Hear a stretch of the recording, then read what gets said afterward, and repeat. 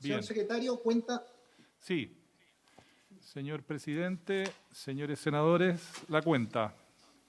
Han ingresado a la comisión las siguientes mociones.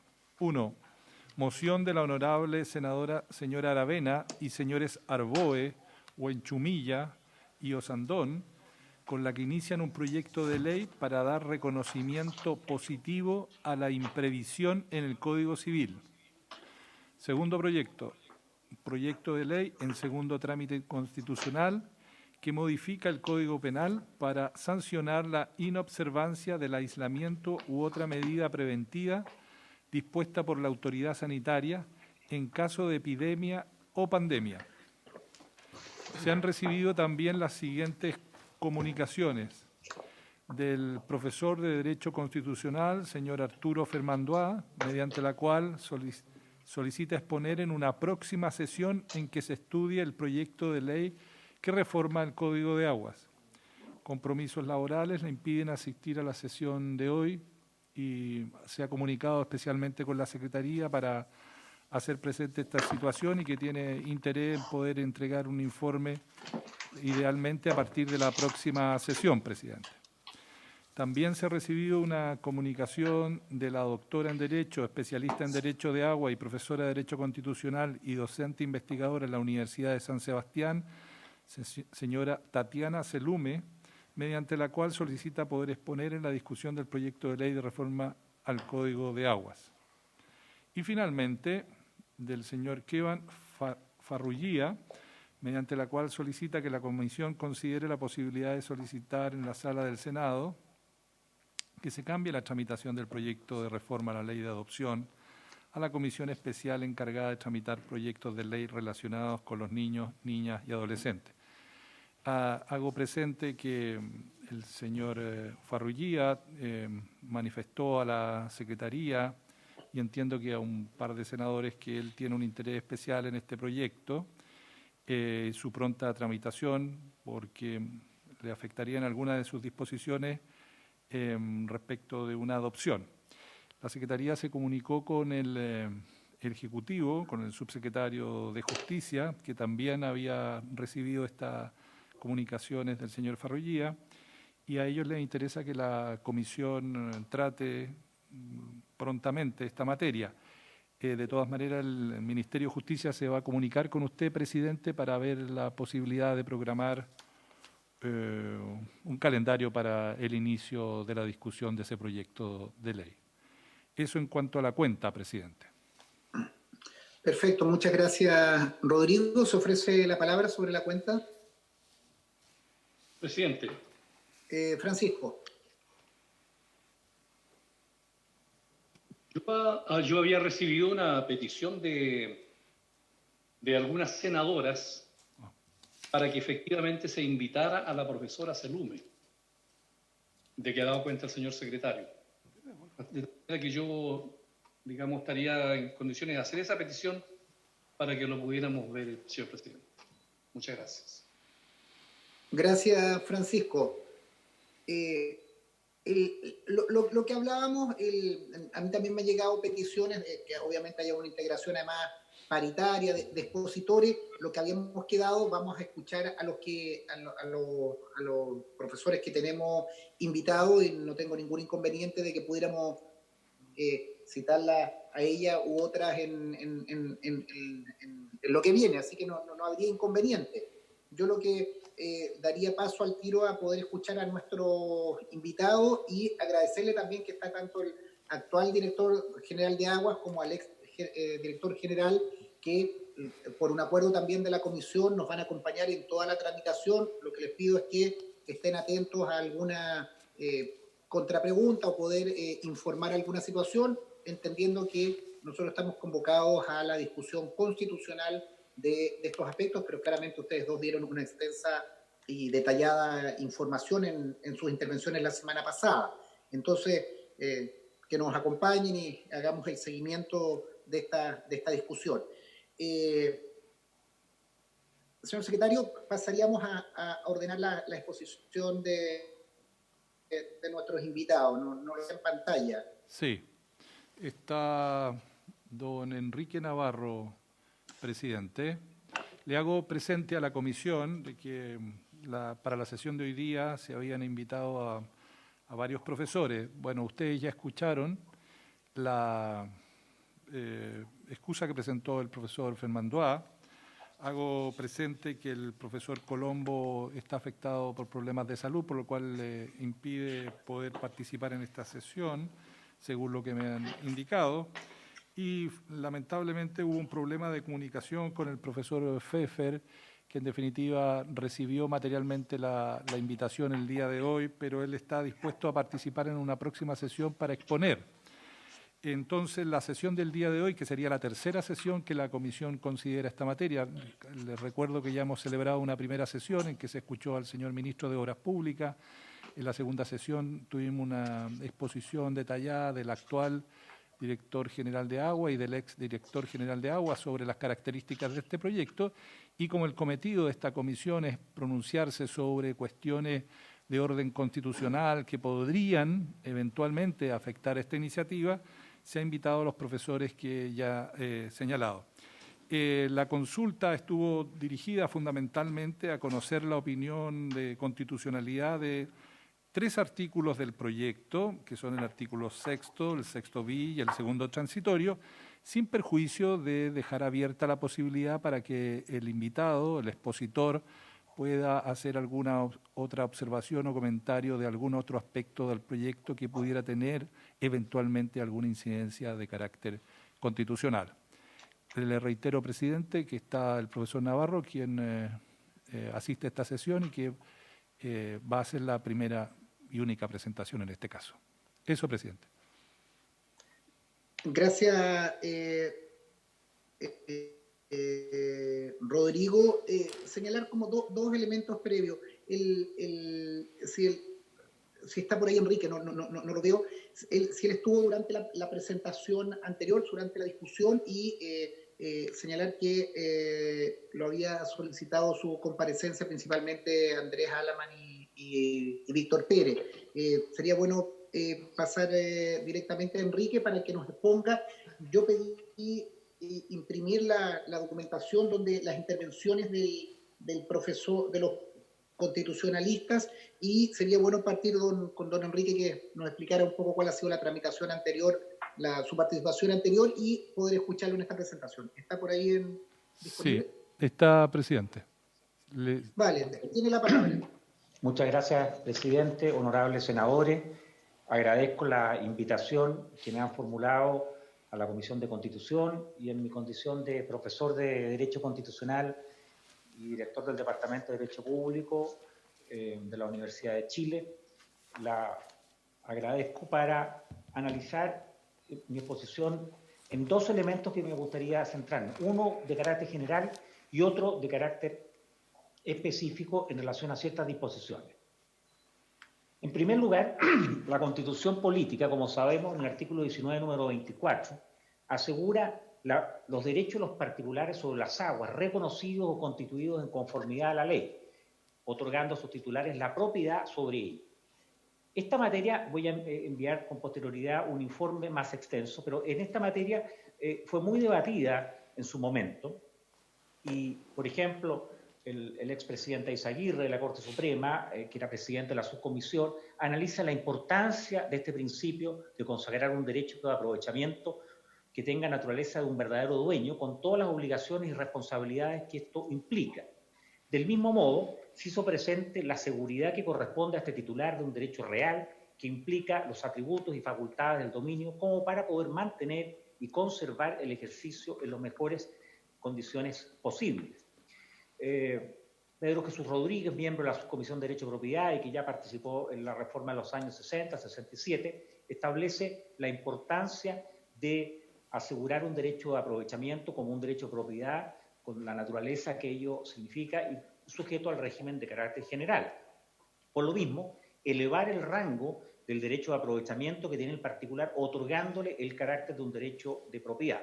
Lo mismo hace presente Evans y Alejandro Silva Acuñán, quien resalta que debe darse a los particulares la convicción de la firmeza e importancia de sus derechos y, por lo tanto, el de que no serán atropellados ni serán expropiados, sino de acuerdo con las normas que corresponden al régimen de la propiedad común. En definitiva, en el informe final del texto se establece que el proyecto contempla, ¿no es cierto?, un precepto de carácter fundamental relativo al dominio de las aguas y que se dejó especial constancia que los derechos de los particulares reconocidos o constituidos en conformidad a la ley otorgan a sus titulares propiedad sobre ellos, y esta es la idea precisa que tiene el anteproyecto. Al respecto, la Comisión dejó expresamente constancia en actas de que su espíritu era el de amparar, proteger y darle esta jerarquía incluso a los actuales derechos que han constituido de acuerdo a las disposiciones legales respectivas.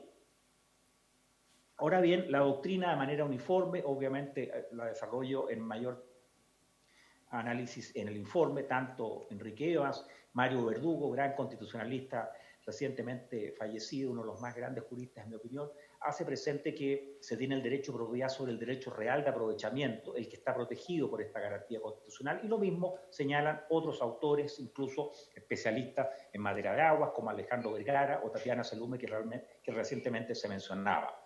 En cuanto a la jurisprudencia, tanto la Corte Suprema como el Tribunal Constitucional han enfatizado la protección del derecho sobre las aguas.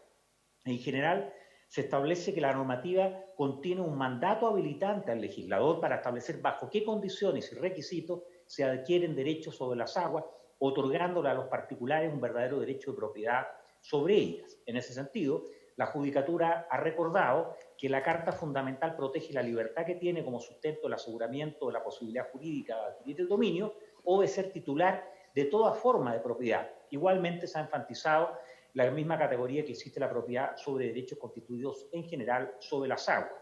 También hago referencia a un proyecto de reforma constitucional ingresado hace algunos años, en donde establece el estatus de las aguas como bienes nacionales de uso público, y que se establece expresamente la no afectación de la certeza jurídica y vulneración de los derechos ya adquiridos. En síntesis, como primera conclusión a este análisis de carácter general, respecto a los derechos de aprovechamiento de agua, existe protección constitucional permitiéndoles a sus titulares usar, gozar y disponer del mismo, el que tiene el carácter de derecho real inmueble de acuerdo a la normativa civil de aguas. Una vez constituido este derecho, se incorpora en propiedad a su titular, encontrándose amparado por la garantía constitucional, tal como se desprende de la historia fidedigna de la norma, y reconocido por la doctrina y la jurisprudencia. En definitiva, el titular del derecho de propiedad sobre las aguas no puede ser, por tanto, privado de él ni de sus atributos, sino en virtud de una expropiación. Me referiré ahora a 7 aspectos de análisis de ciertas disposiciones, algunas de las cuales se señalaba en la convocatoria. En primer lugar, en lo que dice relación con las limitaciones en función del interés público. El artículo 5º, inciso 2, habla de las limitaciones en función del interés público y permite determinadas restricciones. Aquí hago presente que la Constitución asegura la propiedad y la función social de la propiedad, quien está acotada a ciertas causales taxativas y obviamente determinadas, que son el interés general de la nación, la seguridad nacional, la utilidad pública, la salubridad pública y la conservación del patrimonio ambiental. En tal sentido, la jurisprudencia ha dicho que las restricciones o limitaciones que se impongan a un derecho deben ser suficientemente determinadas y especificadas, deben respetar el principio de igualdad y no pueden afectar el derecho en su contenido esencial. Deben ser razonables, deben ser proporcionadas y tener fines lícitos. Así, por ejemplo, se ha dicho en general, en materia de limitaciones, que estas deben ser proporcionadas a un fin, mesuradas, razonables, considerando los bienes jurídicos que están allí en juego, la función pública que se cumple y, por último, que no pueden importar o afectar el núcleo del derecho, tal como ya se ha dicho. La doctrina también ha recordado que la Constitución solo ha previsto la procedencia de las limitaciones y obligaciones para las determinadas expresiones de la función social del dominio señalada, y toda otra restricción, por tanto, sería inconstitucional. Lo mismo recuerda Evans. La Constitución solo ha previsto la procedencia de limitaciones para determinadas expresiones, todas las cuales no allí acotadas estarían fuera de la esfera constitucional. Entonces, una primera observación es que la causal de interés público, en mi opinión, no se encuentra suficientemente determinada y adicionalmente no sujeta a las causales tasadas que establece la Carta Fundamental en materia de limitaciones a la función social de la propiedad. En segundo lugar, el artículo 5 ter, que se refiere a las reservas en materia de aguas. El artículo 19, número 23, establece la libre apropiabilidad de los bienes. Como se ha dicho, se consagra la capacidad de toda persona para adquirir el dominio sobre toda clase de bienes sin perjuicio de las limitaciones que la ley establezca por exigirlo el interés nacional, resaltando que se ha querido así destacar que el régimen de propiedad privada de nuestro derecho es el básico y el general. El derecho de propiedad es el presupuesto, por tanto, jurídico del ordenamiento jurídico que da esos títulos. El objetivo de la norma, entonces, es permitir el acceso a la propiedad privada a quienes no la tienen, se señaló por el Tribunal Constitucional, e incluso en cierta jurisprudencia, precisamente referida a aguas, se establece que solo en virtud de una ley de quórum calificado y cuando así lo exige el interés nacional, se pueden establecer limitaciones o requisitos para la adquisición del dominio de algunos bienes, estos temas llamados de reservas. Este derecho, por tanto, ha dicho la jurisprudencia, permite o legitima que el legislador no prohíba o impida acceder a la propiedad o bien facilite llegar a ella a través de variados instrumentos. La doctrina también ha resaltado que protege a las personas de actos legislativos o de autoridad que entreguen o reserven al Estado a otras personas el dominio exclusivo y excluyente de terceros de algunas categorías de bienes o que sencillamente prohíban o restrinjan más allá de lo razonable a todos los particulares o a algunos de ellos el acceso del dominio de ciertos bienes.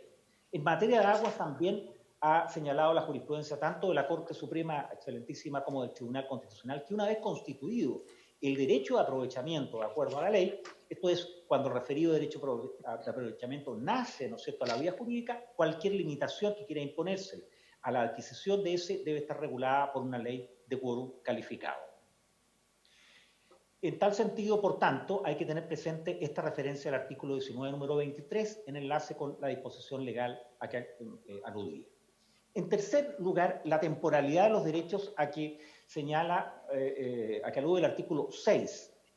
Esta iniciativa modifica, como se sabe, diversas disposiciones, dejando de tener, por tanto, el carácter de perpetuos o indefinidos y restringiendo a 30 años, básicamente, pudiendo prorrogarse de acuerdo a la potestad de la Dirección General de Aguas. Si bien aparentemente se trata de una simple regulación legal, lo cierto es que esto puede también analizarse a la luz de su alcance y de los fundamentos constitucionales. En tal sentido, hago presente lo siguiente, que la Constitución, en el artículo 19-24, autoriza en ciertos casos establecer límites de duración o extensión a los derechos. Así, por ejemplo, en materia de propiedad minera, establece que la duración será la que termine la ley señaló que la duración era indefinida y eso lo validó el Tribunal Constitucional. En materia de propiedad intelectual o industrial también existe una normativa legal que habilita esa extensión de tiempo. Como se expresó, por tanto, durante la discusión de la disposición, en todo lo que se quiso fue fortalecer el derecho de propiedad sobre las aguas, evitando que a futuro entonces pudiera legislarse precarizando el título, por lo que resulta discutible que el estatuto también tenga un estatuto de carácter más bien reducido o precario. En cuarto lugar, en materia de expropiación de los derechos a que alude el artículo 27. Aquí, obviamente, la doctrina de la jurisprudencia es clara en cuanto a señalar que la expropiación supone la privación de un bien de una persona, de alguno de sus atributos o alguna de las facultades esenciales del dominio, y lo que solo puede realizarse de acuerdo a lo que establece la Constitución Política de la República. El Tribunal Constitucional ha establecido que en materia de indemnización hay ciertos elementos, un mandato claro de que no puede haber expropiación sin indemnización, dado que procede siempre, se define constitucionalmente la fórmula para calcular la indemnización, el daño patrimonial efectivamente causado, y la indemnización se determina de común acuerdo o por los tribunales de justicia. Del mismo modo, se ha destacado que, dado a que se debe reparar el daño, desde la perspectiva negativa, la indemnización no debe, por supuesto, constituir un enriquecimiento para el expropiado. También ha dicho la jurisprudencia que el perjuicio no solamente cubre los daños patrimoniales, lo que da cuenta, ¿no es cierto?, por tanto, del daño emergente como del lucro cesante. Obviamente debe ser real, no puede ser hipotético o eventual.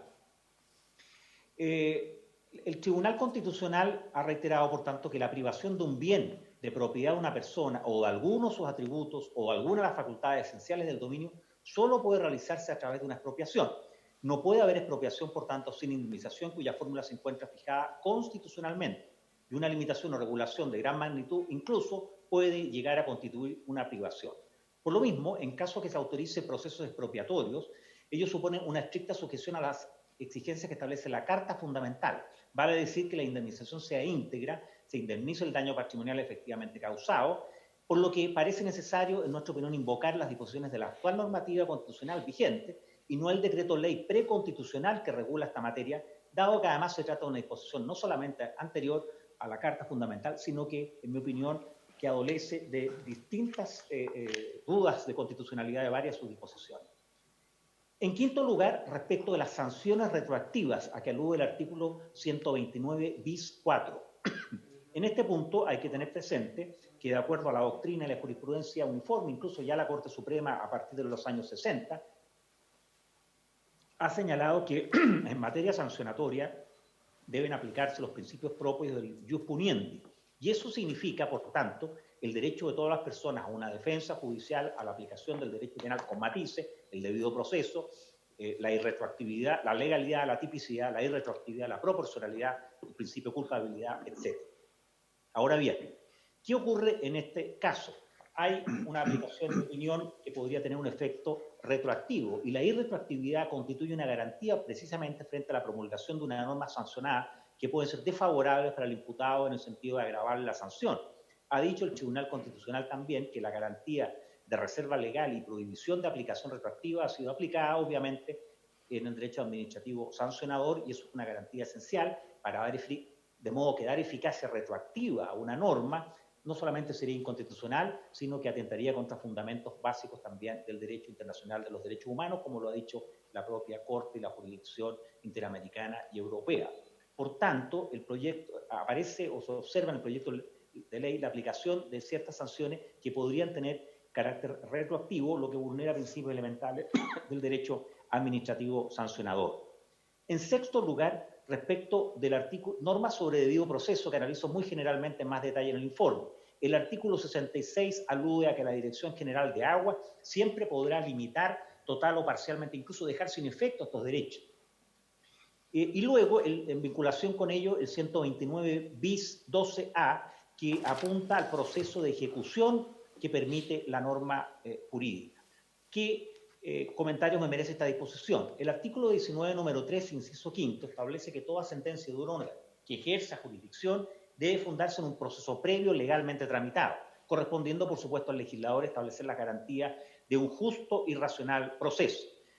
El gran maestro Juan Colombo, precisamente, que desarrolló ya hace 20, 30 años este concepto y mucho más atrás, hace referencia, ¿no es cierto?, a que los componentes básicos suponen la bilateralidad de la audiencia, el derecho a ser escuchado, la posibilidad de aportar pruebas, la decisión motivada por un tercero imparcial y, a su vez, la posibilidad de impugnar, por cierto, la decisión ante un ente jurisdiccional o, en su caso, un tribunal superior jerárquico. Así también lo ha dicho el Tribunal Constitucional, haciendo presente que los elementos que supone el derecho a un proceso previo, legalmente tramitado, racional y justo, en que se asegure, por ejemplo, la publicidad de los actos jurisdiccionales, el derecho a la acción, el oportuno conocimiento de ella por la parte contraria, el emplazamiento, la adecuada defensa y asesoría por abogados, la producción libre de pruebas, el examen y objeción de evidencia rendida, la bilateralidad de la audiencia, la facultad de interponer recursos, entre otros.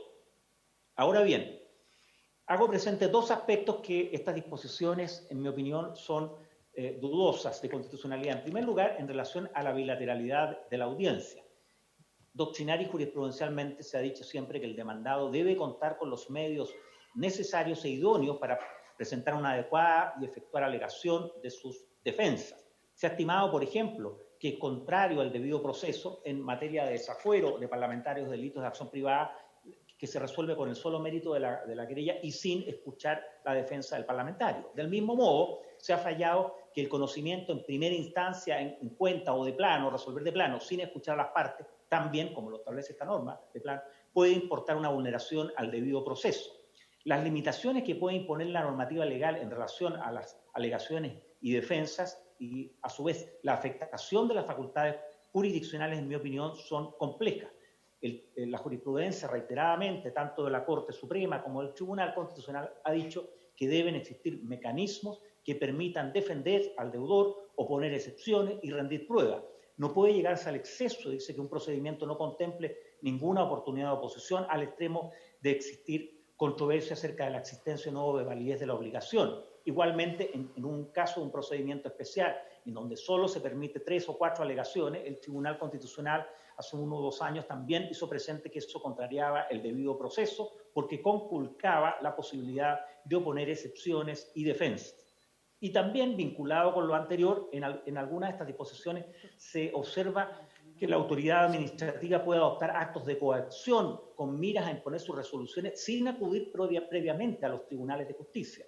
En ese sentido, la autorización judicial para el uso de la fuerza permite la apreciación jurisdiccional de la situación a efectos de determinar si se requiere o no el uso de la misma, constituyendo ello una de las garantías también del Estado de Derecho. La autoridad administrativa, por lo mismo, se ha dicho, no puede sin más ejercer un acto de coacción con miras a imponer sus resoluciones, lo que además se vincula con el artículo 76 de la Carta Fundamental en cuanto al ejercicio de la función jurisdiccional de los tribunales y su función exclusiva para resolver las controversias, estableciendo un límite también al accionar del Poder Ejecutivo y Legislativo y de otra autoridad. Hago presente que la Corte Suprema, en su informe número 2, alude a la escasa esfera de excepciones que se pueden oponer en esta materia. Lo hace presente y también está pendiente, no aparece por lo menos ingresado en la página, un tercer informe que se le habría enviado al máximo tribunal. Finalmente, quiero concluir con las normas transitorias que establece la vigencia de la normativa en el siguiente sentido. Los derechos de aprovechamientos reconocidos o constituidos antes de la publicación de la ley, así como aquellos usos susceptibles de regularización o que se refieran a los artículos 2 y 5 transitorio, dice el Código de Agua, continuarán estando vigentes y mantendrán su carácter indefinido. Los titulares de dichos derechos quedarán sujetos a todas las demás disposiciones del Código de Agua y podrán extinguirse por su no uso, según lo disponen los artículos 129 bis 4 y bis 5 y caducar por su no inscripción. En fin, hay toda una normativa que establece esta materia. En este punto, en materia de derechos adquiridos y límites a la regulación legal, ya desde los años 90, y reitero, la Corte Suprema de los años 60, ha hablado de los derechos incorporados al patrimonio. Se protege, ¿no es cierto?, a aquellos que se han incorporado sobre la base de resoluciones administrativas lícitas o, en su caso, sentencias judiciales, lo cual, además, es un límite incluso al poder constituyente derivado, según lo establece la Corte Interamericana. Por lo mismo, debe considerarse que las concesiones administrativas que otorgan los derechos de aprovechamiento a los particulares constituyen derechos adquiridos que se han incorporado entonces al patrimonio de la persona a quienes se los otorga y como tal contribuye a una especie de propiedad tutelada por el artículo 19, número 24. Se ha señalado por la jurisprudencia en relación a las normas retroactivas que esta atribución del legislador tiene 2 limitaciones en la retroactiva, una civil y otra de naturaleza penal. En materia civil no puede, por medio de la retroactividad de la ley, violar la garantía del derecho a propiedad en sus diversas especies que consagra el 19 número 24 y en materia penal obviamente está el principio básico de la retroactividad, salvo que la nueva ley favorezca. En todo caso, se ha precisado que no existiría propiedad sobre ciertos beneficios que se pueden modificar, por ejemplo, en materia jurídica. Pero la Judicatura Constitucional ha precisado que dentro de los elementos básicos del Estado de Derecho se encuentra la protección de la certeza jurídica y de la confianza legítima. Por su parte, el Tribunal, siguiendo la doctrina europea, ha puntualizado que la seguridad jurídica como principio general del derecho público implica en lo esencial 2 grandes aspectos: estabilidad razonable de las situaciones y un acceso correcto a un derecho. En suma, la legislación que pudiera introducirse no puede desconocer derechos legalmente constituidos o reconocidos que han ingresado al patrimonio del titular del derecho de aprovechamiento, lo que también constituye adicionalmente una limitación, como decía, al poder constituyente derivado. La aludida disposición transitoria, si bien en principio reconoce el estatuto de los derechos actualmente constituidos, lo cierto es que ellos quedan en definitiva sujetos en cuanto a sus limitaciones y restricciones a la nueva legislación. Semejante imposición podría sostenerse razonablemente que infringe el artículo 19, número 24, al modificar el régimen jurídico existente actualmente sobre la materia. Hago presente, para concluir,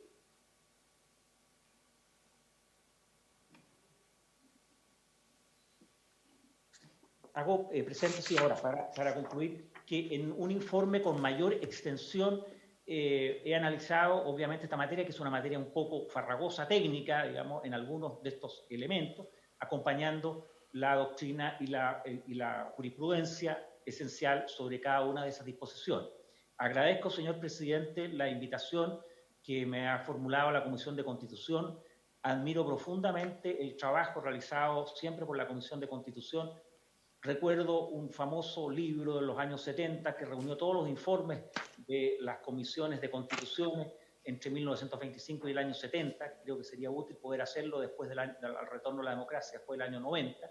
Y me parece, por tanto, que es conveniente tener presente estas observaciones o comentarios simplemente de carácter constitucional que hago en mi condición de profesor ya un poco más vetusto después de 35 años de docencia en la Universidad de Chile. Muchas gracias. Gracias, profesor, por la exposición. Le vamos a pedir ahí a nuestra secretaría que, en conjunto con la biblioteca, pueda encontrar ese libro recopilatorio. Comentábamos, perdón, una digresión, comentábamos también en marzo un libro que se había publicado a propósito de las reformas constitucionales del 2005. Yo creo que es una sana costumbre o buena de reproducir discusión y publicación de lo que se ha hecho. Se ofrece la palabra. Andrés Alamán. Sí. Muchas gracias, Andrés. presidente. Bueno, en primer lugar, agradecerle al profesor Navarro su muy completa exposición. Lamentablemente, por un problema que se produjo acá de audio, no capté qué fue lo que él expresó en su punto séptimo respecto del tema transitorio. Así que la pregunta que voy a hacer, no sé si calza o no calza o queda en parte cubierta por este punto. Pero yo quisiera, presidente y estimado profesor, a lo que me parece, como quien dice, el núcleo del debate constitucional. Si uno mira, ¿no es así?, el actual texto del artículo 6, tal como explicó el profesor Navarro, estamos claramente frente a un derecho de dominio pleno, sobre, así, el derecho de aprovechamiento de las aguas. Por lo tanto, tenemos una configuración jurídica donde tenemos un bien nacional de uso público, hay un derecho de aprovechamiento, y respecto de ese derecho de aprovechamiento hay un derecho de dominio. Entonces, si uno mira el texto propuesto por la Comisión de Agricultura, también del artículo 6, uno se encuentra con que hay una configuración jurídica muy distinta al actual artículo 6, que conceptualmente lo aleja del derecho de dominio, toda vez que señala que el derecho de aprovechamiento es un derecho real, hasta ahí vamos igual, que recae sobre las aguas y consiste en el uso y gozo temporal de ellas, que conformidad, no es así, bla, bla, bla, y después dice, el derecho de aprovechamiento se origina en virtud de una concesión. Entonces, jurídicamente, hasta donde yo entiendo, aquí hay una diferencia capital. En un caso, el derecho sobre el aprovechamiento es un derecho de dominio. En el otro caso, estamos frente a una concesión, sin perjuicio que pueda también tener las características que aquí se ha señalado. Entonces, mi pregunta muy directa es la siguiente. La configuración jurídica del artículo 6, en el texto que nos propone la Comisión de Agricultura, ¿es, en opinión del profesor Navarro, constitucional o no es constitucional? ¿Cabe o no cabe dentro de la actual disposición del 19, número 24? Porque yo creo que esa es, como te digo y señalo, en la médula de la discusión o del debate. Y no alcancé a escuchar la parte transitoria, porque si en alguna medida podría considerarse que este régimen jurídico rigiera hacia el futuro y no hacia el pasado, con lo cual tendríamos dos regímenes jurídicos distintos. Pero para no ahondar, primero, saber si la actual configuración jurídica del artículo 6, perdón, no la actual, la propuesta por la Comisión de Agricultura, es, en opinión del profesor Navarro, constitucional o no constitucional, cabe o no cabe dentro de las normas de nuestra Constitución. Y en segundo lugar, si se estableciese un razonamiento en decir, mire, la actual configuración, la que tiene hoy el Código de Aguas, va a regir hasta ahora, y hacia adelante va a regir la nueva. ¿Eso sería constitucional o no? Muchas gracias, presidente. Gracias, Andrés, por la intervención. Acumulemos, profesor, un par de preguntas y damos la respuesta. Víctor o Francisco. Bueno, Villa. Muy bien. ¿Sí? Sí, perfecto. Perdón, ¿a quién le dio la palabra, presidente? No. A usted. Bien, muchas gracias. Bueno, primero que nada, agradecer la presencia del profesor don Enrique Navarro.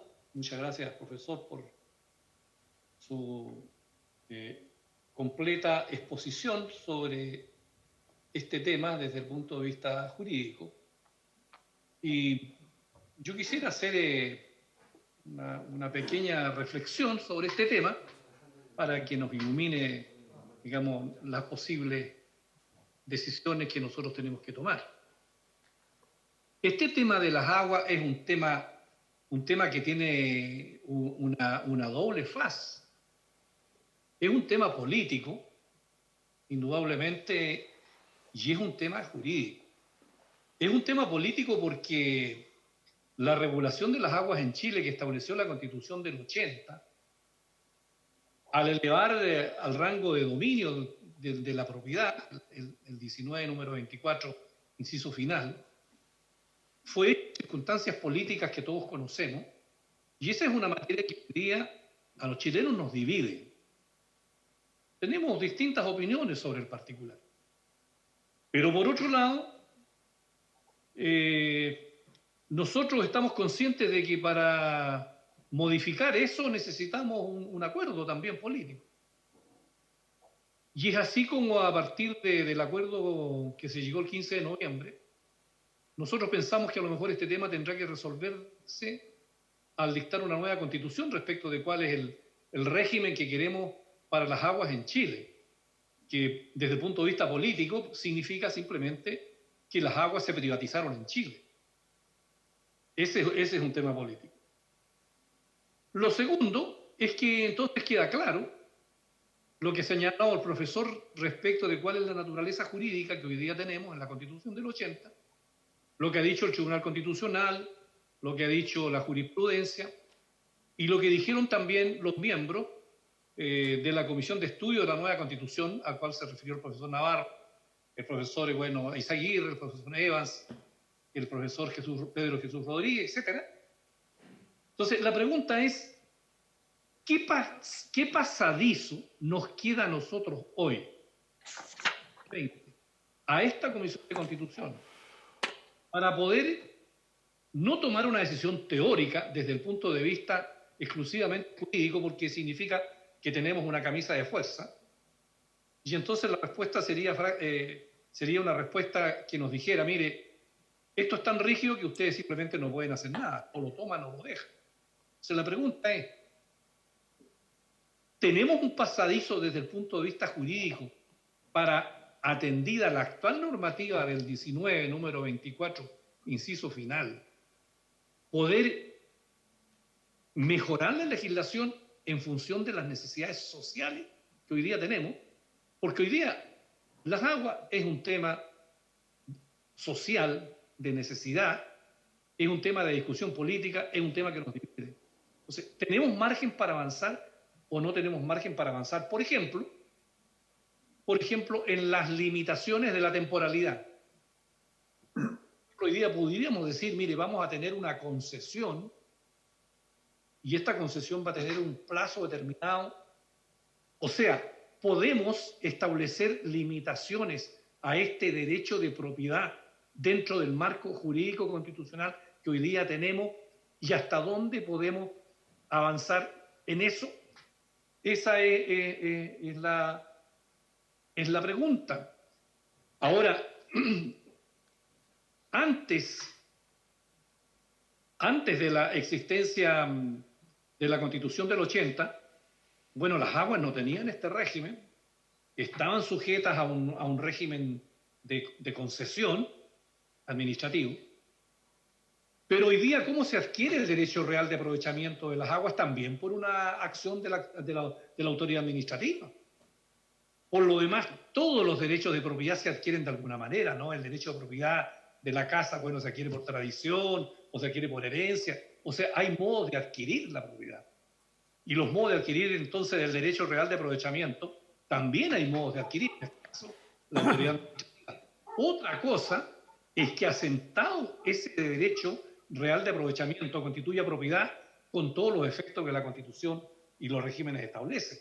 Entonces, en resumen, profesor, tenemos margen o no en esta Comisión de Constitución, donde cada uno tiene su posición política, pero donde nosotros queremos hacer honor a la historia de la Comisión de Constitución a lo largo de la historia republicana, en el sentido de que queremos hacer las cosas en forma responsable, en forma bien hecha, confrontando ideas, argumentos, para tener un margen de hacer las cosas bien y no de hacer una cosa a la ligera que se caiga, no hacer una cosa irresponsable y que jurídicamente no tenga sustento. Entonces, esa sería mi pregunta que le hago al profesor. Muchas gracias, Francisco. Senador Héctor Pérez. Gracias, presidente. Yo también me quiero sumar al reconocimiento y agradecimiento a la completa exposición que nos ha hecho el profesor, nuestro invitado, y por lo tanto creo que él, por lo menos en mi juicio y en mi conocimiento, ha aclarado una serie de puntos que son fundamentales. De hecho, partir diciéndole al profesor que en la primera sesión que tuvimos de esta comisión se estableció con claridad que aquí teníamos algunos temas donde había que haber un debate constitucional y que lo presentó tanto el Ministerio de Obras Públicas como también un análisis realizado por la Secretaría de la Comisión, donde con más o menos detalle esos temas que tenían que tener un análisis constitucional se coincidían. Y no hay duda de que tanto la pregunta del senador Alamán como la exposición que hizo el senador Huenchumilla, el tema de la temporalidad es clave. Es posible, de acuerdo a nuestras normas constitucionales, establecer un tiempo, en el sentido de decir que el derecho de aprovechamiento puede tener un tiempo, es solo temporal.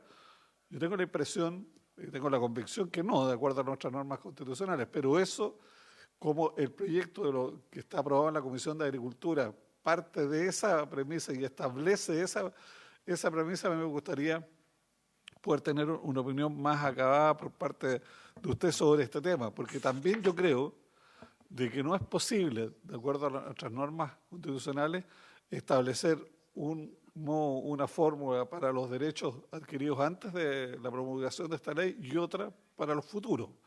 Por lo tanto, creo que ese elemento de temporalidad, a mi juicio, es fundamental para poder ir discutiendo y resolviendo los temas que nos provoca este texto. No hay duda que estos textos tienen el componente político que establece el senador Huenchumilla y es en la discusión política donde tiene que haber una especie de acuerdo. Pero en este texto, con las normas actuales, a mi juicio, en términos de temporalidad, no es posible establecer un derecho de aprovechamiento con un periodo de tiempo y no es posible, a mi juicio, tampoco establecer un tratamiento, una norma jurídica para los que ya se entregaron y otras normas jurídicas para los que se van a entregar.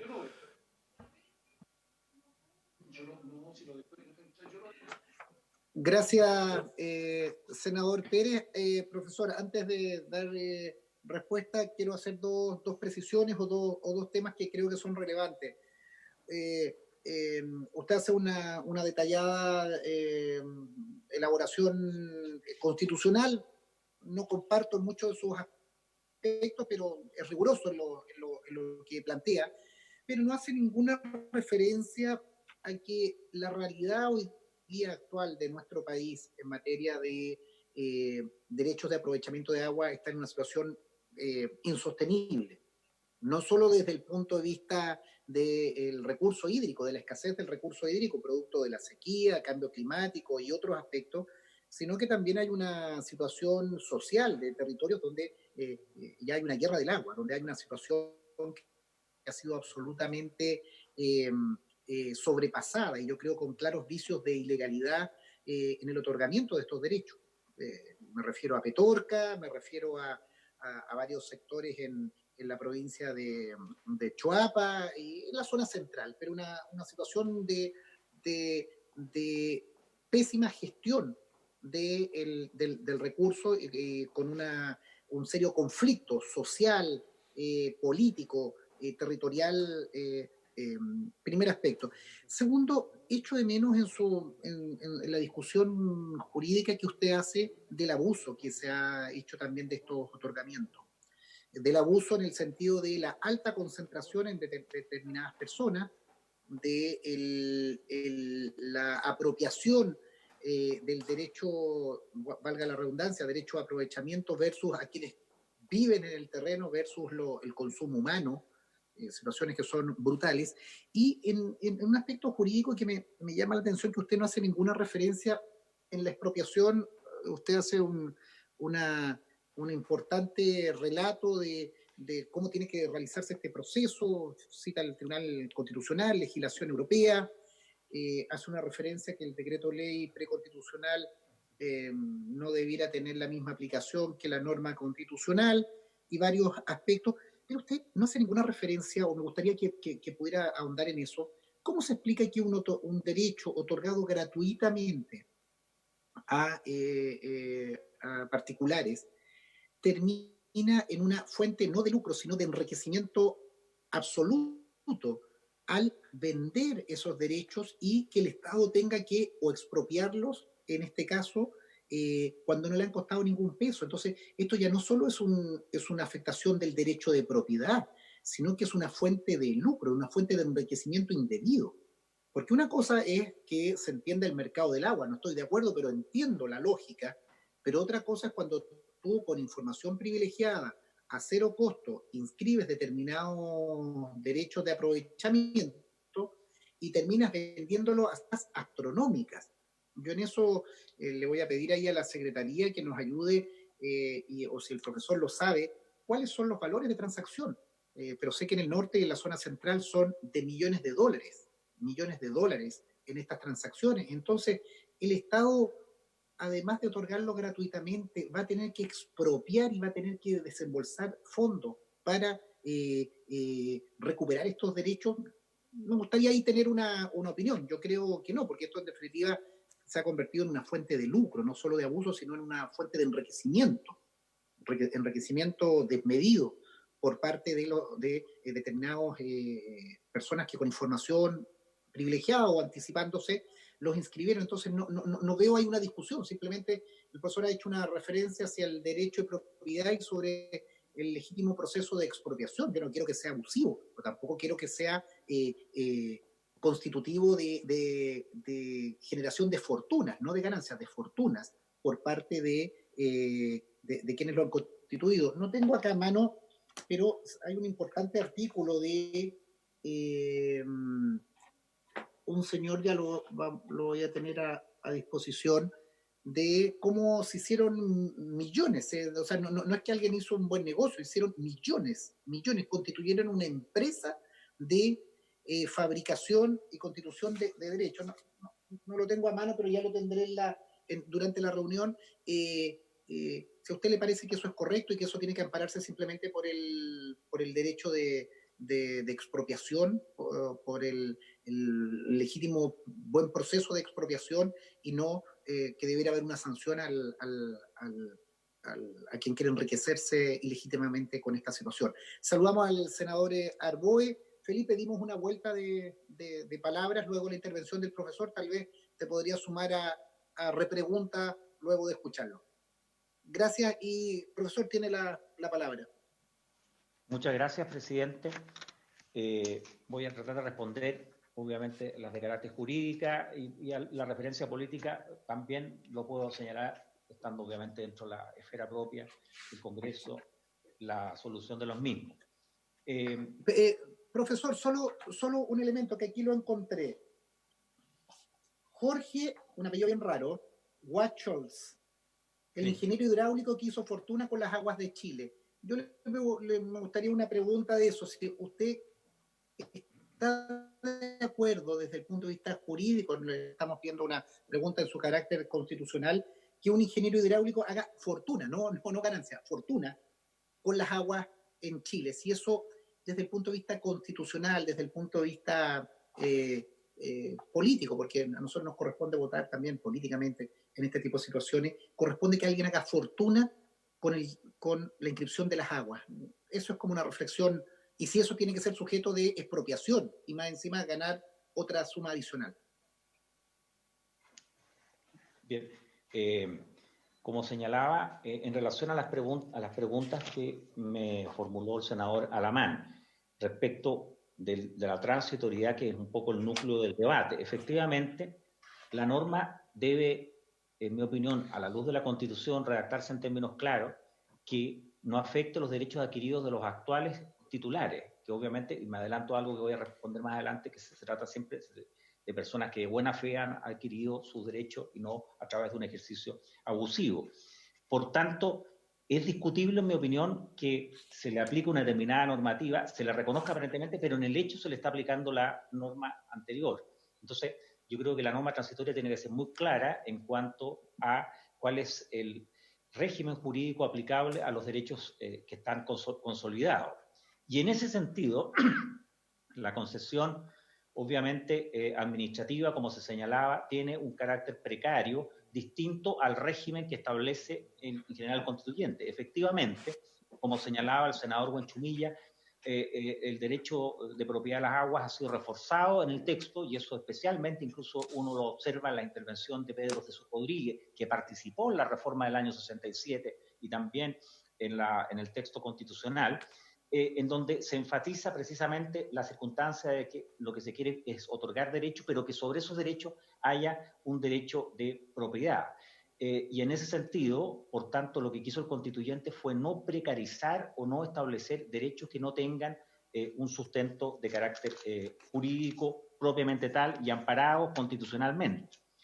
Ahora, en relación a lo que plantea el senador Buenchumilla, respecto, efectivamente, el tema de las aguas tiene un carácter político y jurídico, sin ninguna duda. Hay algunos que sostienen que de manera inequívoca la Constitución no ha facultado al legislador para establecer duración de derechos, y como sí lo hizo en materia de concesión minera, como sí lo hizo en materia, por ejemplo, de concesiones de marcas, digamos. En general, la propiedad está sujeto, tiene un carácter indefinido, esa es la regla general, salvo que obviamente existan mecanismos que acoten su alcance.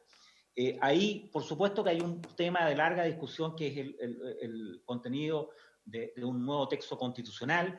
Yo siempre he señalado que nadie debe estar enamorado, digamos, de los textos. Yo solo lo estoy de mi señora, digamos, hace 30 años, pero quiero actualizar, digamos, esta decisión a la luz un poco de lo que hoy día existe y que no ha sido modificado desde el retorno a la democracia.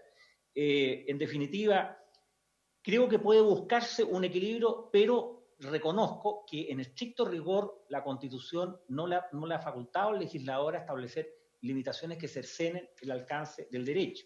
Y eso lo engarzo y lo vinculo con lo que me pregunta el senador Pérez en cuanto a la temporalidad. En mi opinión, la Constitución fue clara en esta materia, quiso vigorizar el derecho, no precarizarlo y homologarlo al régimen jurídico del derecho común. A diferencia, reitero, del concesionario minero, que le fija una duración por ley, incluso es indefinida, es discutible esto, pero lo validó el Tribunal Constitucional en su momento, y el caso marcario o de la propiedad industrial. Y en ese sentido, por tanto, yo creo que el texto, en cuanto acote un plazo, podría ser contrario al artículo 19.24, inciso final, en relación a los derechos que establece la propiedad sobre los derechos de aprovechamiento vinculados con todo el régimen de garantía del 19, número 24. Y finalmente, respecto de lo que plantea el señor presidente, tengo absoluta claridad del ejercicio abusivo de derechos que se pueden haber obtenido. El agua es un elemento básico. Hoy día los tratados internacionales incluso hablan del derecho al agua, y eso es un elemento esencial. quienes somos sobrevivientes de enfermedades terminales sabemos muy bien lo que vale la vida y lo que significa tener agua, digamos. Y por tanto, cualquier mecanismo que signifique vicios procesales en la obtención de derechos, en primer lugar, desde el punto de vista jurídico, eso se pueden dejar sin efecto, incluso en una nulidad de derecho público. Y en segundo lugar, en cuanto a los regímenes de acumulación, los órganos defensores de la libre competencia deben ser los que establezcan cuáles son los márgenes y las limitaciones que pueden establecerse en esta materia para evitar precisamente una acumulación abusiva, un ejercicio abusivo de los mismos. Los derechos adquiridos siempre parten de la base, de acuerdo a la jurisprudencia, sobre la idea de una adquisición de buena fe. Si no hay buena fe, obviamente no hay tutela del ordenamiento jurídico. Gracias, profesor. No me contestó la pregunta sobre la expropiación. Insisto y reitero, ¿cómo es posible que se plantee una expropiación ante la constitución de derechos que han sido gratuitos y que han sido, presumamos que no fueron de mala fe, pero que claramente fueron abundantes, fueron estratégicos, fueron con conocimiento específico, y luego usted plantea y defiende la legítima expropiación a esos recursos? Usted mismo señalaba, no deben constituir una ganancia. Y yo le pregunto por lo mismo, para no hacerlo teóricamente, este señor de apellido raro, Jorge Bachholz, y otros ejemplos, porque le preguntaría si usted conoce a cuánto se transa, por ejemplo, el agua, los derechos de aprovechamiento de metros cúbicos por segundo en la zona, por ejemplo, de Petorca. ¿Cuánto cuesta un derecho de eso? ¿En cuánto se ha transado? Entonces, eso me preocupa. Y segundo, me llama la atención que usted habla de que en la medida de que, para que no haya abuso, de ir a ver estos regímenes de acumulación. Es contradictorio porque los que sostienen este mismo proyecto se han opuesto drásticamente a el proceso, y otra de las normas que se impugna es precisamente el registro de agua y el registro del conservador, la obligación de inscribirlo con so pena de caducidad, porque uno entiende que un régimen de acumulación uno puede detectarlo cuando hay transparencia, cuando yo en un solo clic, sentado en mi casa en Valdivia, o un periodista o un ciudadano cualquiera dice, a ver, ¿quiénes tienen las aguas en Chile? Hoy día nosotros vemos que hay derecho a aprovechamiento que no se inscriben, entonces los tengo escondidos. No hay una mirada en que uno dijera, esto es lo que ocurre en Chile, esto es lo que ocurre en sociedades relacionadas o tal o cual. Entonces, yo creo que si algo tenemos que hacer en un debate, y por eso nos hemos abocado a esta discusión, es entender que el mercado del agua, no me gusta hablar del mercado, pero la regulación de las aguas, tienen un antes y un después. Yo tengo una visión crítica y no quiero ir al tema de quiénes son los constituyentes de cada uno de ustedes los que designan, porque es otro tema que se dará en el debate constitucional que espero que ocurra en este país.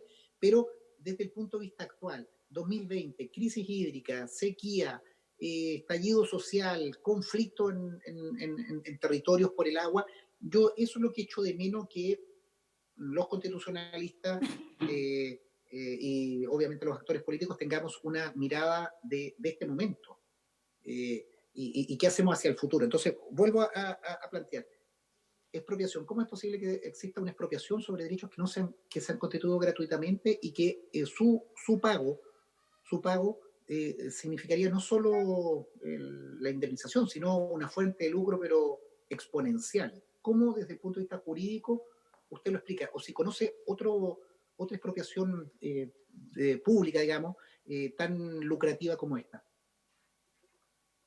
Eso, y darle la palabra a Felipe, que se suma ahora. Felipe, tal vez, pero antes de escuchar al senador Arboe y acumular algunas preguntas, o alguien que quiera repreguntar o hacer alguna cosa. Felipe Arboe, bienvenido. Sí, gracias, presidente. Disculpen el atraso, estaba en otra sesión en paralelo, así que pido las disculpas del caso. No obstante, me estaban informando de cómo está avanzando la discusión y la presentación del profesor Navarro, a quien aprovecho de saludar también. A ver, me preocupa una de las tesis planteadas por el profesor Navarro en el sentido de que la temporalidad o el régimen de concesión serían sinónimo de precariedad de derecho. Esto conllevaría a una reflexión más global del sistema de concesiones, a plantear, por ejemplo, que hoy día el régimen de concesiones eléctricas, el concesiones sanitarias, obras públicas, son precarias y temporales, lo cual evidentemente generaría un problema de inestabilidad o de incerteza jurídica enorme. Ahora, yo no sé si el profesor Navarro también lo plantea así, porque es bien raro plantear en este caso que la concesión sería un régimen precario, pero sostener en otros informes en derecho que las concesiones radioeléctricas no se pueden tocar, o que las concesiones, digamos, de obras públicas no se pueden tocar. Entonces, me parece que es bien discutible esa tesis, porque donde existe la misma razón, debería existir la misma disposición. Y cuando uno observa los informes en derecho, permanentemente, la gran mayoría de los abogados sostiene que las concesiones constituyen derechos de propiedad y que no tienen ningún grado de precariedad. En consecuencia, creo que si nos está planteando que solo en materia de aguas la concesión sería precarizar, me preocupa. Y lo segundo, ir al punto que planteaba el senador Durresti. Yo fui uno de los senadores que hace un tiempo atrás recurrió a la Contraloría General de la República para impugnar la decisión del actual ministro de Obras Públicas, Moreno. Se me olvidó el nombre. Alfredo Moreno. El ministro Alfredo Moreno. Para expropiar con indemnización a ciertos poseedores de derechos de agua. Y cuando uno observaba los expedientes, esos poseedores de derechos de agua lo habían obtenido de forma gratuita de parte del Estado.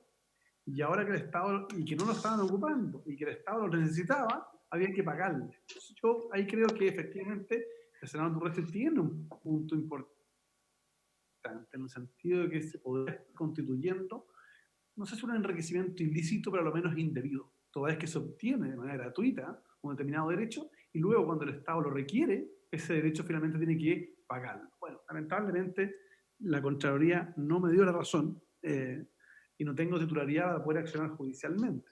Pero evidentemente aquí tenemos un problema. Entonces creo que esos dos temas yo se los plantearía al profesor Navarro. Uno, ¿cómo observa usted o cuál es su opinión en torno a que el Estado actualmente esté comprando derechos de agua a gente que los obtuvo gratuitamente del mismo Estado? Y segundo, ¿cómo justifica plantear que la concesión de, en este caso, recursos hídricos sería sinónimo de precariedad, siendo que hoy día tenemos un régimen de concesiones en otras materias respecto a las cuales se ha opinado completamente a la inversa?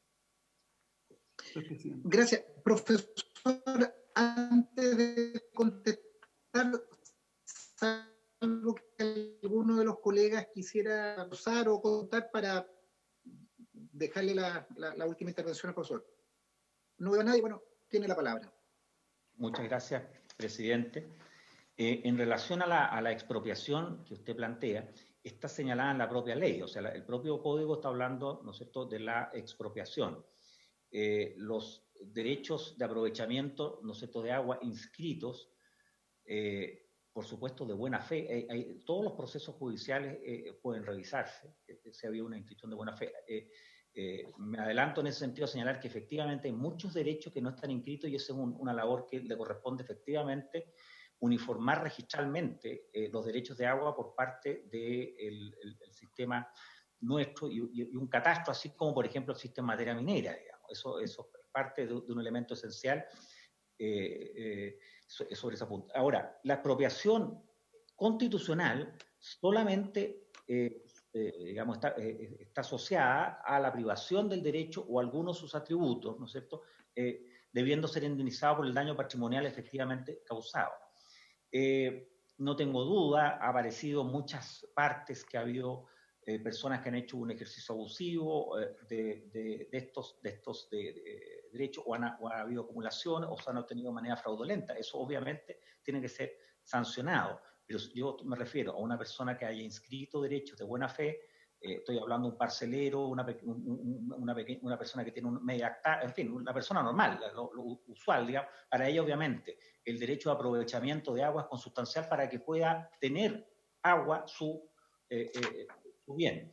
Y eso constitucionalmente solo puede indemnizarse de acuerdo al daño patrimonial efectivamente causado. Ahora, ¿cómo se calcula? Efectivamente va a tener que ser determinado, de acuerdo a la norma constitucional, por un sistema de peritaje, ¿no es cierto? De acuerdo a cuánto es porque es el daño patrimonial efectivamente causado, no el daño moral, el que tiene que compensarse. Y eso tiene, es decir, un predio sin derecho a aprovechamiento de agua no es nada prácticamente. Eso es lo que el tribunal tendrá que, obviamente, ponderar y analizar. A mí lo que me preocupa es que eventualmente se produzca una judicialización, que en Chile es permanente, sobre esta materia. Muchas personas puedan eventualmente, utilizando alguna de estas normas, digamos, llegar a los tribunales para tratar de obtener bien de manera justificada o abusiva algunos de estos derechos.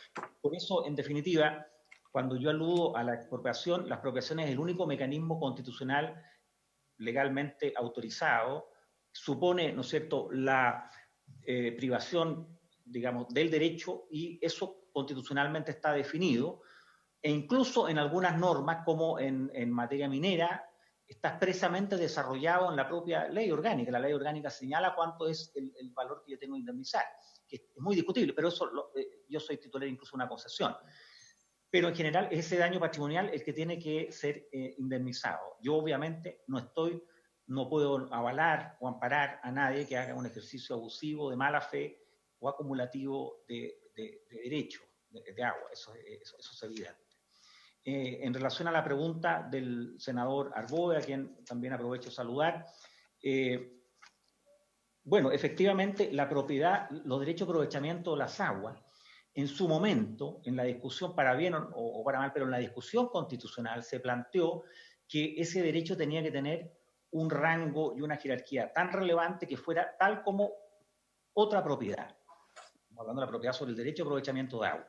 Y yo lo que señalo que hay algunos que sostienen que, así como en materia minera, yo puedo fijar la duración, y en otras materias también, en principio la duración es indefinida. Obviamente eso es distinto a los temas de concesiones, que el régimen general concesional, que establece el orden legal, de acuerdo al cual, que además se diferencia si es una concesión o si es, digamos, un mecanismo precario. Hay distintos tipos de otorgamiento, pero cuando se me otorga a mí una concesión eventualmente y está sujeto a un determinado plazo, eso lo permite obviamente el régimen jurídico, y voy a tener la propiedad de ese derecho por ese tiempo. En otros casos la concesión puede mantenerse mucho tiempo más. En el caso incluso de las aguas hay una sanción por digamos, el no pago de patentes, en fin, hay una normativa que también lo establece el régimen minero, que me parece que se puede tener a la vista para evitar el ejercicio abusivo de estas acciones. Por eso lo que yo estoy señalando es el presupuesto de la norma constitucional en su momento, y que es lo que se planteó era que ese derecho de aprovechamiento que tenía una persona, una persona que tiene una parcela de media hectárea, esté asociado, digamos, esté suficientemente vigorizado y fortalecido, tal como si fuera un derecho de propiedad. Ese fue el objeto que tuvieron los constituyentes en su momento. Obviamente eso no significa que no sea válido en general los regímenes que legalmente permiten autorizaciones, concesiones en cualquier otra actividad, y que la jurisprudencia ha señalado que tenga una propiedad sobre el derecho, pero no es una concesión que está sujeta a un plazo, efectivamente.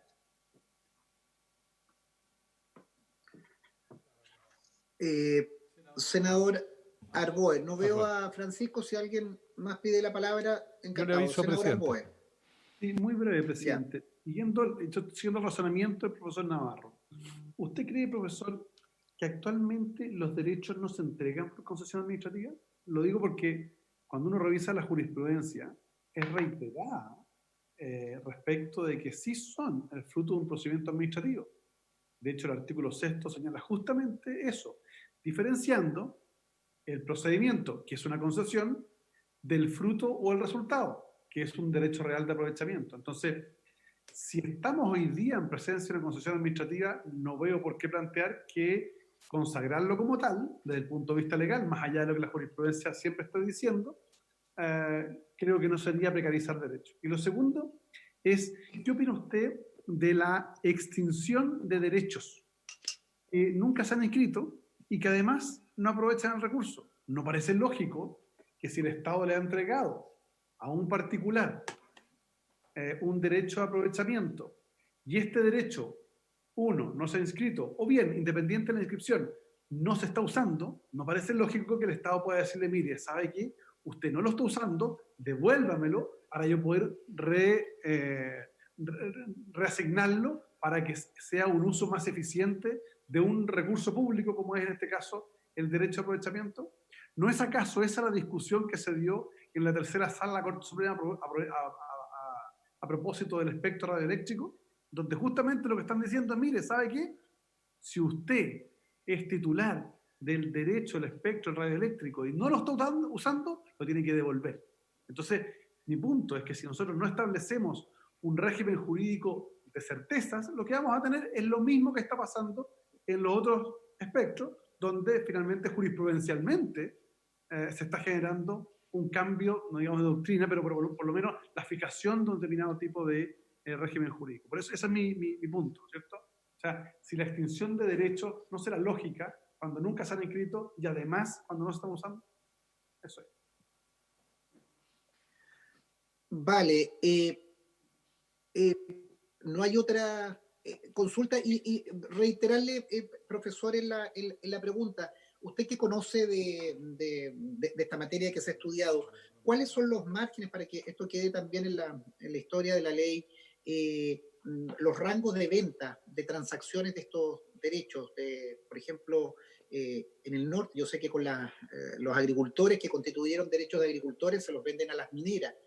¿Cuáles son los montos de eso? O si usted no lo tuviera para que acordáramos poder oficiarlo, porque yo creo que también uno tiene que entender los montos que aquí se están trabajando. Uno entiende que un pequeño agricultor de 3 hectáreas o incluso alguien que tiene una propiedad de 1 hectárea, media hectárea, inscriba derechos para asegurar el funcionamiento del agua potable, tiene un par de animales, tiene un riego de un huerto. Uno lo entiende, yo al menos la concepción que siempre he entendido y que creo que es la concepción moderna, es que el agua va vinculado a la tierra. Yo no puedo tener tierra y no tener agua. O al contrario, no puedo tener inscripción de agua y nunca he tenido tierra. Entonces, le saco un atributo, le saco una función a la tierra para apropiarme y para, en definitiva, tener un control sobre ella, porque en definitiva, quien tiene una propiedad y no tiene el recurso hídrico, no solo no puede producir, sino que tampoco puede vivir.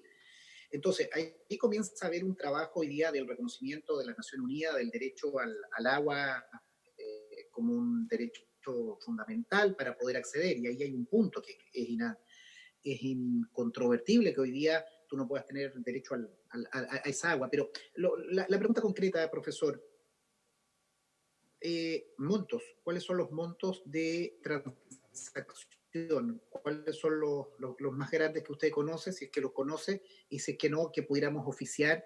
Usted nos ayudará a saber dónde se obtienen estos montos, porque me imagino que tienen que ser por escritura pública y quedará eso registrado en alguna parte. Y a propósito de que usted señalaba de los regímenes de acumulación, yo creo que también sería bueno saber regímenes de ganancia que han habido en estos aspectos. Profesor, tiene la palabra. Muchas gracias. El senador Huanchumilla había levantado la mano también para intervenir. Perdón, profesor, para acumular las preguntas. Pancho, que no me aparece en la pantalla. Tiene la palabra, Francisco. No, yo quiero hacer un comentario, pero me parece interesante la pregunta del senador Arboe, y por eso me gustaría escuchar al profesor en eso, respecto de que una concesión por el no uso pudiera quedar sin efecto. Me interesaría el comentario jurídico del profesor. Después voy a hacer un comentario. Profesor, tiene la palabra. Muchas gracias. Respecto al derecho a aprovechamiento, efectivamente el derecho a aprovechamiento es un acto de carácter administrativo que otorga la DGA, que se inscribe, ¿no es cierto?, se publica, se inscribe en el diario oficial.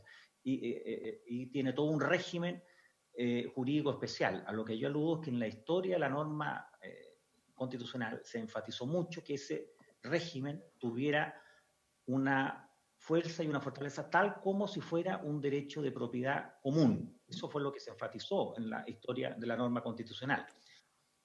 Distinto es, en relación a la pregunta de la extinción de derechos por no uso. Eso me parece que perfectamente cabe dentro del régimen general jurídico, ¿no es cierto? El no uso de derecho o devolver, digamos, algún tipo de derechos que no han sido suficientemente usados, sí está dentro del espíritu general de la norma constitucional. Obviamente la norma constitucional, eso en mi opinión, sí lo ampara. No conozco, no sé los montos, creo que se pueden averiguar perfectamente los registros de agua de los respectivos conservadores que se pudieran pedir. Ahí tendrán que aparecer, ¿no es cierto?, a cuánto ascienden esa materia del mercado del agua. Y efectivamente ha habido, como se señala, un uso abusivo del mismo. Hay lugares que han quedado prácticamente en situación de sequía, pero eso es algo que debiera investigarse, sancionarse, y que con la actual normativa incluso se puede hacer perfectamente. Sin perjuicio de eso, reitero, no cabe duda que la extinción de ese derecho por su no uso y la respectiva evolución, aunque hay todo un régimen, digamos, de reconocimiento de temas ancestrales, porque ahí también tiene análisis el tema de la norma, digamos, de participación y pueblo originario, pero en términos generales, el no uso, digamos, o su acumulación, evidentemente eso no puede estar amparado constitucionalmente. Esa propiedad tiene otras características. Yo estoy hablando de la propiedad, ¿no es cierto?, de la que tiene una persona que de buena fe, ¿no es cierto?, ha adquirido ese derecho, ¿no es cierto?, y lo ha inscrito en el conservador. Ese es el título básico que ampara el ordenamiento jurídico constitucional. Cualquier otra situación, obviamente, el ordenamiento establece mecanismos. Puede también, digamos, regularse, reitero, en materias legales, incluso podrían haber alguna materia, y en temas incluso de libre competencia, que no es mi especialidad. Pero reitero, no conozco yo las transacciones, se pueden en todo caso sí obtener, me imagino, a través de los registros del conservador de bienes raíces. Presidente. Felipe, antes de darle la palabra, yo lo que le pediría que acordáramos poder oficiar a los conservadores de bienes raíces, no son tantos, que nos informen sobre estas transacciones de los últimos 5 años para poder tener una referencia, ¿le parece? Sí, claro. Sí. Acordado. Senador. ¿Es unánime? Sí. Tengo un punto ahí, presidente. Perdón, Francisco. Sí, pero yo solo quiero poner sobre lo mismo, Arboe. Sí, es que solo lo que quiero nada más es dejar establecido, que me parece muy interesante lo que ha planteado el profesor Navarro, en el sentido que nos ha señalado que la extinción sí queda dentro de la norma constitucional. Y eso es muy importante, la extinción por no uso, ¿ya? Porque esa era una de las dudas que teníamos, que algunos habían planteado. En consecuencia, el profesor Navarro nos ha planteado, y tiene que quedar constancia en el informe, que la extinción de derechos por el no uso queda dentro de la norma constitucional. Nada más, dicho lo anterior, me sumo a lo que planteaba Pancho ahí, la discusión que va a hacer. Francisco, tiene la palabra. No, respecto del oficio, señor presidente, yo tengo una duda. El rol que juega la inscripción de las aguas en los conservadores de bienes raíces, ¿cuál es ese rol jurídico? Bueno, ese es un rol, a mi juicio, de tradición, digamos. El título, ¿no es cierto?, es el acto administrativo de concesión y la inscripción juega el rol, en consecuencia, de un modo de adquirir las aguas. Entonces, esto es lo mismo que la inscripción de una propiedad. Es como si nosotros le preguntáramos a los conservadores de bienes raíces, ofíciennos cuántas hectáreas tienen todas las propiedades que ustedes han inscrito. es difícilmente que nos pudieran responder respecto a una pregunta sobre las aguas. Entonces, está bien que se mande, pero con mi atención. Francisco, lo que nos interesa, o al menos lo que he planteado, es más que la cantidad de transacciones, son los montos.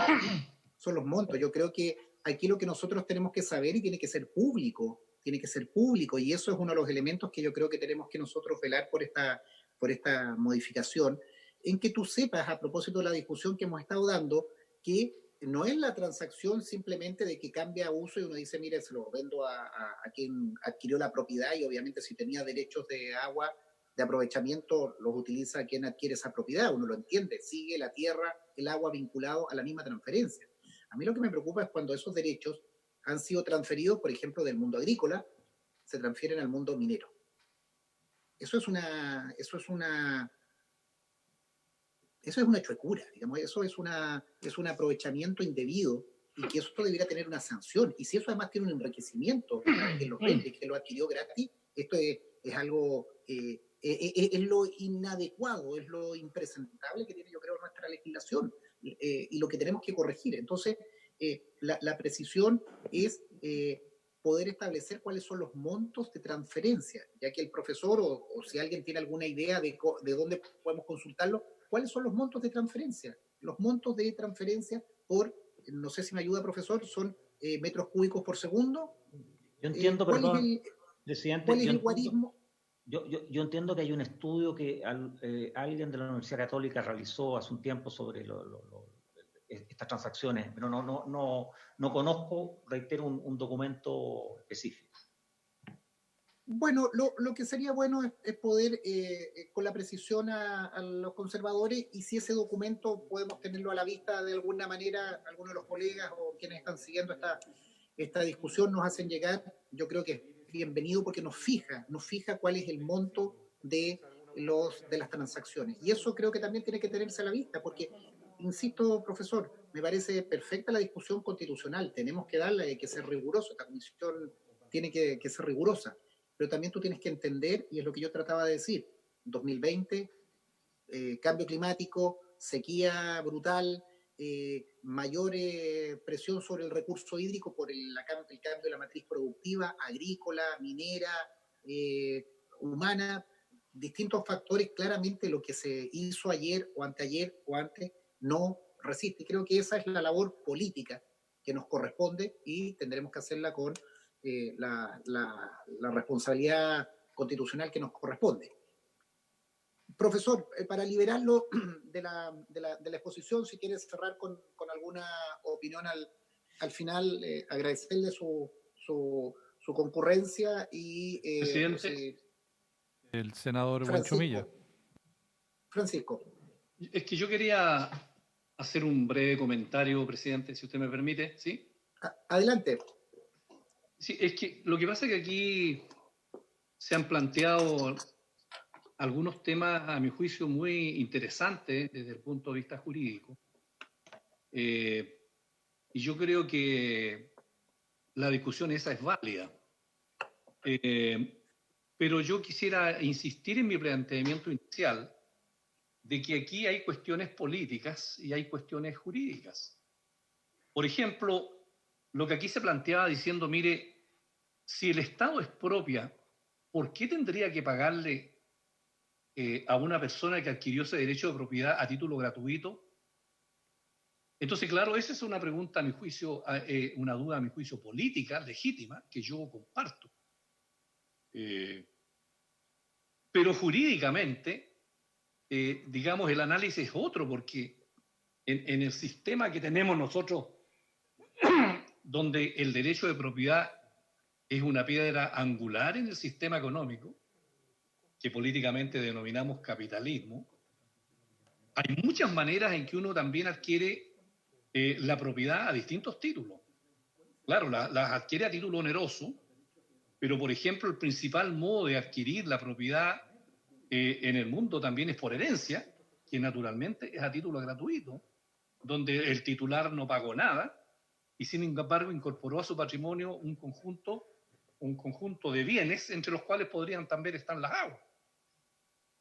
Por ejemplo, cuando el Estado da subsidio a los sectores más vulnerables, les entrega una casa a título gratuito, bajo la condición de que no la pueden venderla sino después de 5 años. Pasados esos 5 años, esa persona la puede vender y lo que venda entra a su patrimonio, no obstante que la recibió a título gratuito. Y yo me imagino que si el Estado eventualmente tuviera que expropiar esa casa otorgada con un subsidio a los sectores vulnerables, naturalmente que debería expropiarlo, digamos, y naturalmente pagarle. Ahora, como la Constitución habla del daño patrimonial efectivamente causado, yo me imagino que es una cuestión fáctica determinar cuál fue efectivamente el daño patrimonial efectivamente causado. Ahora, se introduce otra duda en el sentido de que esto es una concesión del Estado sobre un bien nacional de uso público, como es, por ejemplo, como son, por ejemplo, las aguas, o como son, por ejemplo, las concesiones radioeléctricas, o las concesiones que hay sobre carreteras o caminos, donde lo que se concesiona y se le entrega al particular es un bien que pertenece a la nación toda. Entonces, la pregunta es, este bien usted no lo recibió por herencia, lo recibió porque el Estado se lo dio gratuitamente. Entonces, ¿no sería lógico que ahí cuestionáramos también el tema de la indemnización? A mi juicio, esa discusión vale, pero vale políticamente, porque jurídicamente nosotros tenemos una camisa de fuerza que es lo que está en el tapete de la discusión pública a partir del 18 de octubre, ¿no? Respecto de las aguas y de este tipo de derechos sobre bienes públicos, en virtud de los cuales gente lucra, abusa, y tenemos situaciones como la que ha descrito el presidente, francamente detestable, como lo que ha pasado, por ejemplo, en Petorca. Entonces, a mi juicio, la cuadratura del círculo es cómo, teniendo una situación política que no compartimos, logramos a partir de una camisa de fuerza jurídica tener un margen de posibilidades de cambiarlo. Porque lo otro sería decir, miren, no tenemos ningún margen y esperemos que tengamos una nueva constitución, a ver si es posible llegar a acuerdos sobre esta naturaleza. Así que yo quería simplemente hacer esas consideraciones, señor presidente. Nada más. Muchas gracias. Gracias Francisco. Y antes de despedir al profesor invitado, solo un último concepto revisando la Constitución, artículo 19, número 24, inciso tercero, precisamente nadie puede en caso alguno ser privado de su propiedad, del bien sobre el que recae o alguno de sus atributos. Continúa, dice, el expropiado, en el caso de que nos convoca, el expropiado podrá reclamar de la legalidad del acto expropiatorio ante los tribunales ordinarios y tendrá siempre derecho a indemnización por el daño patrimonial, la que se fijará de común acuerdo o en sentencia. Daño patrimonial efectivamente causado. Profesor, una consulta. Cuando nosotros decimos el daño patrimonial efectivamente causado, ¿cuál sería el daño? De alguien que constituyó derecho de aprovechamiento, lo tuvo 5 o 10 años, nunca lo utilizó, y hay un acto de expropiación porque creció la población, se instaló una población en ese lugar y se necesita esas aguas. O como ocurre en Petorca, que estamos con escasez hídrica y hay que hacerlo. Esa persona nunca lo utilizó, 10 años. No inició ninguna actividad y simplemente lo tiene constituido alguien que no es propietario de ningún inmueble y simplemente constituyó ese derecho. ¿Cuál es, y si usted me ayuda jurídicamente, el daño patrimonialmente efectivamente causado a esa persona? ¿Cuáles son los elementos para consignar ese daño efectivamente causado? Lo adquirió a título gratuito mediante un acto administrativo, nunca los utilizó y la razón para expropiarlo es una razón digamos, social, de orden público, la que estamos señalando. Precisión, ¿cuál es el daño patrimonial efectivamente causado a esa persona para que termine, insisto, en una situación de privilegio esa persona que lo adquirió y que en definitiva la crisis de un país, la crisis hídrica, el estrés de unos termine siendo el beneficio económico de otro, y que es el mismo Estado que en vez de poner recursos donde está este estrés de esta gente que está sin agua, esta población que está carente de agua, tiene que en definitiva indemnizar a alguien que no padece esa crisis. Entonces, consulta jurídica, el daño patrimonial efectivamente causado, ¿cuál sería en este caso?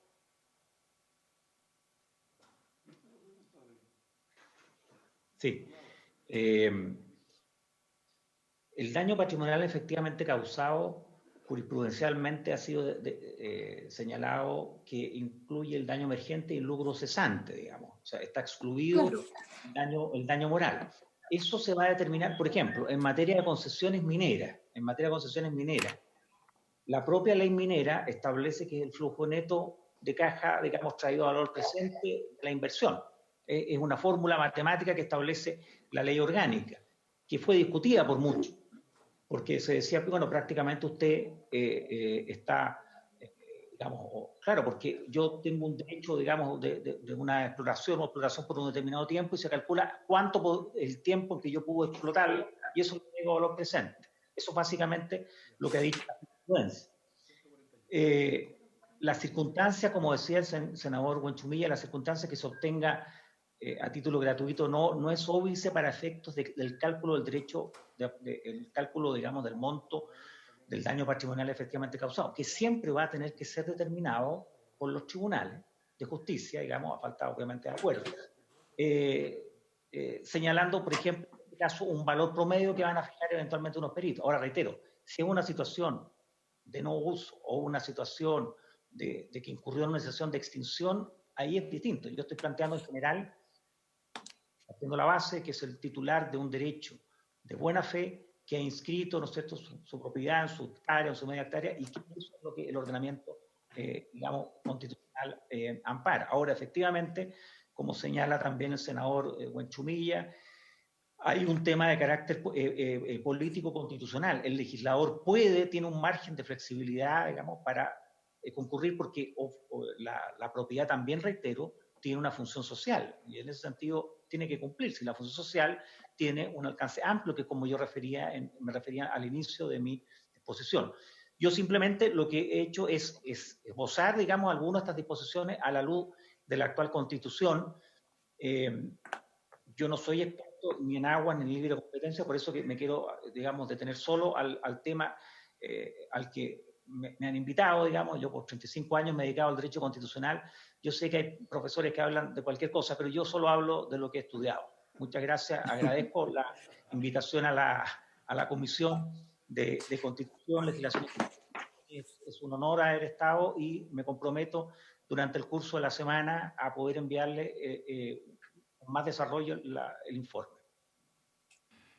Muchas gracias, profesor. Lo liberamos de la concurrencia ya para poder tomar nosotros algunas decisiones en el resto de la comisión. Gracias por su opinión. Estimados colegas, Presidente, perdón. La Secretaría quiere hacer un punto, presidente. ¿Perdón? Presidente, ¿me escucha? Perfecto. Lo escucho. Ya. Presidente, respecto a su inquietud para obtener información sobre el precio con que se enajenan las aguas en las distintas regiones del país, ese entiendo que es su interés. La Secretaría le sugiere a la Comisión que evalúen la posibilidad de mandar un oficio a la Dirección General de Aguas, porque la Dirección General de Aguas lleva el catastro de agua y es probable que tenga estudios económicos sobre esta materia, y se le podría preguntar sobre el precio promedio en que se enajenan las aguas en las distintas regiones del país en los últimos 5 años. Porque si no vamos a, y no hay problema en hacerlo, pero son 141 conservadores de bienes raíces. Esos 141 conservadores de raíces van a tener que poner a varias personas a hacer el estudio de cada título para ir sacando el valor con que se enajenan las aguas. Eso se puede hacer, pero a lo mejor una vía más ejecutiva sería preguntar a la Dirección General de Agua, que probablemente tiene estudios sobre esa materia. Una sugerencia, presidente.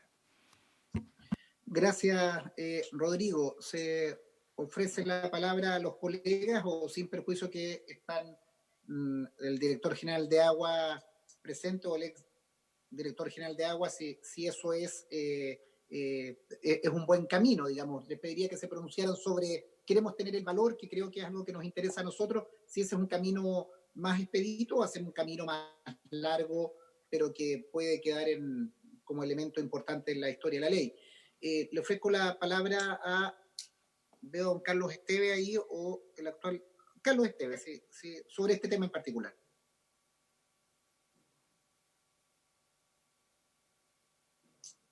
Presidente, ¿se escucha? Sí. Perfecto. Presidente, en mi opinión, creo que puede ser positiva la sugerencia que hace la Secretaría, en la medida que es altamente probable, pero no tengo certeza de cuáles son las últimas cifras que pueda disponer la Dirección General de Agua en esta materia. Pero efectivamente resulta más cómodo, toda vez que entiendo que en la sesión recientemente pasada ya se acaba de oficiar a todos los conservadores de bienes raíces por otro asunto. Entonces, perfecto, puede resultar complejo.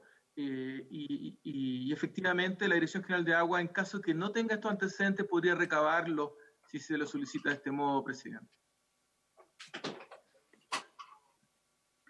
Muchas gracias, Carlos. Creo que queda resuelta la pregunta y hagamos el oficio correspondiente a la Dirección General de Agua con esos aspectos. ¿Se sumaría, senador Buenchumilla? Estimados colegas, sí, se sumaría, entonces sería unánime. Ya, perfecto. Perfecto. Estimados colegas, para los que se incorporaron al último momento, tuvimos hoy día 2 desafecciones de comparecencia por problemas de agenda de los invitados. Prorrogamos para que ellos puedan citar y para que puedan concurrir en la próxima sesión, y señalarle especialmente a Arboe y Buenchumilla que la sesión del día miércoles la estamos trasladando para la tarde, porque en la mañana tenemos una sesión de sala bastante intensa, y trabajar en paralelo cuando estamos a través del sistema de Zoom es bastante inoficioso y bastante complicado para la Secretaría, para la Presidencia y para ustedes mismos. Entonces, la sesión de ley humanitaria, trasladarla de 5 a 6:30 para iniciar esa discusión, que la Secretaría, y lo voy a hacer personalmente, comunicarnos también con el Ministerio de Justicia para armonizarla. Muchas gracias. Presidente, el senador Arboe quiere decir algo. ¿Sí? Muy breve, presidente. Sí, solo la campana, y dije la campana. Pero, no, muy breve, presidente. Solo para plantearle que hay un proyecto que ingresamos algunos senadores que dice relación con una especie como de ley corta de datos de COVID, que está bien complicado, sobre todo a partir de lo que ocurrió hoy día. No sé si ustedes saben, pero hoy día senador. Hoy día el diario Interferencia, un diario digital, publicó los datos y los mapas con las direcciones de todos los contagiados por COVID, que era el mapa que estaba manejando de manera reservada, lógicamente, el Ministerio de Salud. Y al tratarse de datos sensibles, eso es extremadamente delicado. Solo recordarles que en Vallenar, cuando hubo una familia contagiada, llegó un grupo de personas a apedrear la casa con ganas de incendiarla. Entonces, lo que ha ocurrido hoy día es muy delicado, porque se publicaron los mapas de todo Chile con todos los contagiados. Entonces, hay un proyecto que son 2 artículos que vendrían muy bien, digamos, para poder dar mayor protección a eso. Si le parece, para que en algún minuto lo podamos discutir. Una duda, don Felipe, es un proyecto que está en elaboración, no tengo registro en la comisión. Capaz que no haya entrado todavía. Sí. Hoy día a lo mejor mañana se da cuenta en sala, entonces. Ya, perfecto. Ya. Sí, Felipe y estimados colegas, como presidencia hemos dado todas las facilidades, y para todos los colegas de la comisión, como alguna otra iniciativa, que aquellos proyectos que vayan a mejorar la situación actual desde el punto de vista de lo que tramitamos muy rápido de la modificación de 318 del Código Penal, de quien eludiera los procesos sanitarios o de toda esa naturaleza, tienen prioridad. Yo lo que no te escuché muy bien, Felipe, por interferencia, comuniquémonos por teléfono con la misma Secretaría si hay algunos de estos proyectos que rápidamente avanzan. Sería importante también, a propósito de un proyecto que despachamos y nos demoramos mucho tiempo, pero que fue un buen proyecto de la Ley de Protección de Datos, porque esto también estaría en ese proyecto que está en la Comisión de Hacienda. También creo que sería importante sacarlo para entender que este tipo de abusos, que no es, yo creo que no es transparencia, que es una situación de datos sensibles que pueden terminar en un linchamiento y que no ayudan a combatir la emergencia, sino que más bien a generar miedo o poner en la mira a alguien que no corresponde. Entonces, conversémoslo, pero toda la disposición si hay proyectos de esa naturaleza. Habiéndose cumplido el objeto de la sesión, se levanta.